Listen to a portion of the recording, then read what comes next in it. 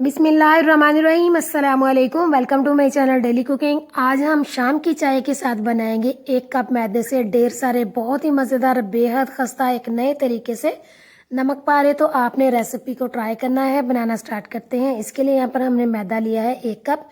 2 खाने के चम्मच इसके अंदर हम डालेंगे चावल का आटा। चावलों को आपने पीसने के बाद छान लेना ताकि हमें इसका फाइन आटा मिले। अगर आपके पास चावल का आटा नहीं है ना तो आप इसकी जगह 2 खाने के चम्मच कॉर्नफ्लोर भी डाल सकते हैं। फिर इसके अंदर हम डालेंगे आधी चाय की चम्मच अजवाइन। अजवाइन को आपने हाथ पे अच्छे तरीके से मसल के डालना है। फिर जाएगा इसमें नमक हस्बे जायका आधी चाय की चम्मच। नमक डालने के बाद इसके अंदर हम डालेंगे कुटी हुई लाल मिर्च आधी चाय की चम्मच। पिसी हुई काली मिर्च जाएगी इसमें आधी चाय की चम्मच। और सफ़ेद ज़ीरा इसके अंदर हम डालेंगे आधी चाय की चम्मच। अब इन सारी चीज़ों को हमने पहले बहुत अच्छे तरीके से मिक्स कर लेना। फिर जब सारी चीज़ें अच्छे तरीके से मिक्स हो जाएंगी फिर इसके अंदर हम डालेंगे 3 खाने के चम्मच भर के घी। घी को आपने अच्छी तरह से गर्म करना और आपने इसमें घी डालना, ऑयल बिल्कुल नहीं डालना। घी डालने के बाद जो है ना इसे हमने बहुत अच्छे तरीके से मिक्स करना है।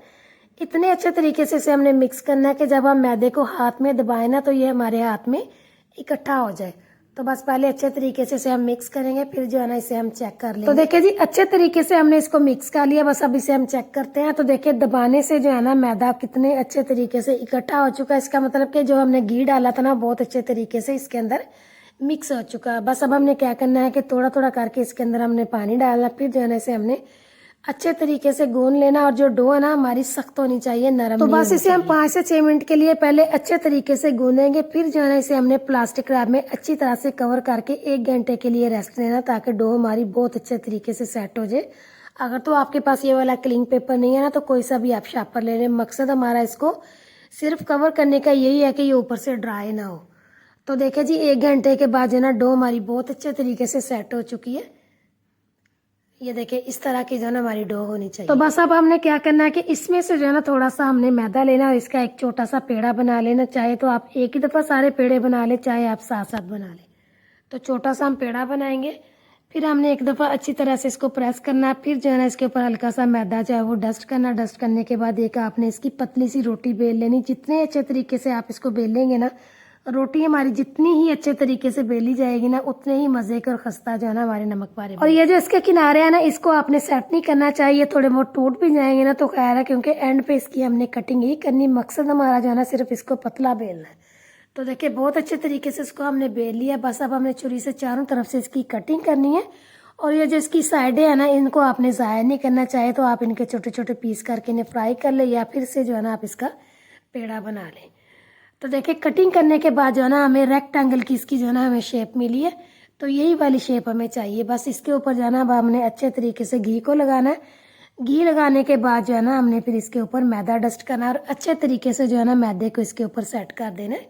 ये देखिए इस तरीके से। तो देखिए जी मैदे को हमने बहुत अच्छे तरीके से सेट कर दिया। बस अब हमने जो है ना आराम आराम से इसको इस तरीके से जो है वो रैप करना। जितने अच्छे तरीके से टाइटली आप इसको रैप करेंगे ना नमक पारे हमारे उतने ही मज़े के बनेंगे, उतने ही क्रिस्पी बनेंगे। देखने में तो आपको ये थोड़ा मुश्किल काम लग रहा है ना, लेकिन ये काम बिल्कुल भी मुश्किल नहीं है। बहुत ज़्यादा आसान है, बल्कि बहुत ज़्यादा ये इंटरेस्टिंग काम है।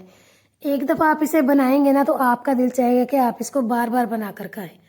तो बस इस तरीके से जो ना आपने इसको आराम आराम से रैप करना। रैप करने के बाद जो ना आपने हल्का हल्का सा काउंटर पे इसको इस तरीके से घुमाना ताकि थोड़ा सा लंबा भी हो जाए और पतला भी हो जाए। फिर इसकी हमने कटिंग करनी है। कटिंग जो है ना हमने इसकी स्लांटी शेप में करनी है। देखिए इस तरीके से।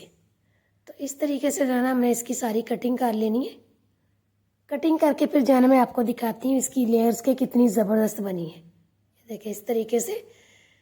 ये देखें आप इसकी लेयर चेक करें कि सारी जो है आपको लेयर्स इसकी नज़र आ रही हैं। तो बस इस तरीके से जो है ना हमने इसकी सारी कटिंग करनी है। फिर उसके बाद जो है ना आपने इन्हें किसी ट्रे में या प्लेट में रखना। और जिस बर्तन में भी आपने इनको रखना है ना ऊपर से आपने इन्हें अच्छे तरीके से कवर करना। चाहे तो आप इनके ऊपर कोई मोटा सा कपड़ा डाल दें या फिर जो है ना आप इन्हें प्लास्टिक रैप में अच्छे तरीके से रैप कर दें क्योंकि ये ऊपर से ड्राई हो जाएंगे। जब ये ड्राई हो जाएंगे ना तो नमक पारे जो है ना हमारे अच्छे नहीं बनेंगे।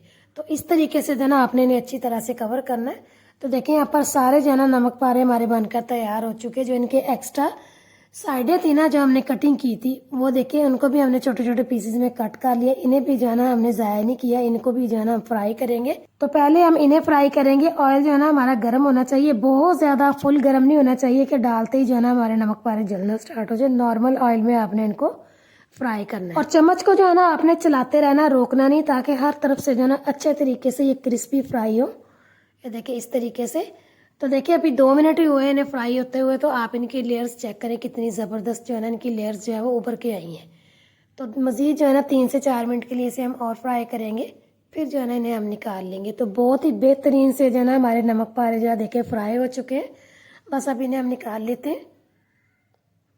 तो आप इनका देखिए कलर चेक करें, कितना ज़बरदस्त इनके ऊपर जो है वो कलर आया है और कितने ये बेहतरीन बनकर तैयार हुए। बस अब इन्हें हम निकाल लेते हैं और बाकी के भी जो है ना इसी तरीके से हमने फ्राई कर लेने। और देखिए अगर आप भी इसी तरीके से इस रेसिपी को फॉलो करेंगे ना, किसी स्टेप को मिस नहीं करेंगे, तो यकीन जाने आपके नमक पारे भी इसी तरह के इतने ही क्रिस्पी और मज़ेदार बनेंगे।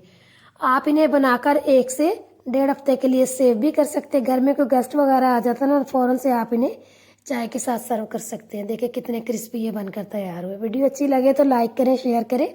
चैनल पे नए हैं तो चैनल को सब्सक्राइब करें, बेल आइकन भी प्रेस करें, ताकि आपको हर नई वीडियो आने वाली का नोटिफिकेशन जल्द मिलता रहे।